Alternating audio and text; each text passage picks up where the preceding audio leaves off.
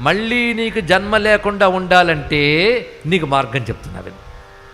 చచ్చిపోదాం ఎందుకు అనిపించింది? ఈ జన్మ ఉండకూడదని. నీకు నిజంగా జన్మ ఉండకూడదు అంటే ఇది మార్గం కాదు, జ్ఞానమే మార్గం. జ్ఞానం పుస్తకాలు చదివితే రాదు, కూర్చుని చర్చ చేస్తే రాదు. అది రిటైర్ అయిపోయిన కానీ టీ తాగుతూ వేదాంతం చదువుదాం అనుకుంటే రాదు. ఈశ్వరానుగ్రహం వల్లనే జ్ఞానం వస్తుంది.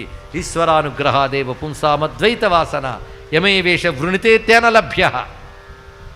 ఈశ్వరుడు అనుగ్రహించాలి, ఆయన అనుగ్రహించే విధంగా నువ్వు తయారు కావాలి. అందుకో పని చేయి, తపస్సు చేయవయ్యా. తపస్సు చేస్తే అప్పుడు ఈశ్వరుడు కటాక్షిస్తే నీకు జ్ఞానం వస్తుంది, వెళ్ళు అన్నాడు. వెంటనే నిజమే, ఇన్నాళ్ళు తపస్సు చేశాను, అయినా అజ్ఞానంలో కూరుకుపోయాను. ఇప్పుడు అజ్ఞానం నుంచి బయటపడడం కోసం తపస్సు చేస్తానని చెప్పి భూదేవి చెప్పిన మాట పట్టుకుని వశిష్ఠుల వారు తపస్సుకు వెళ్ళారు. బహుకాలం తపస్సు చేశారు. ఆ తపస్సుకు ఫలితంగా ఎదురుగా పరమేశ్వరుడు పార్వతీ సహితుడి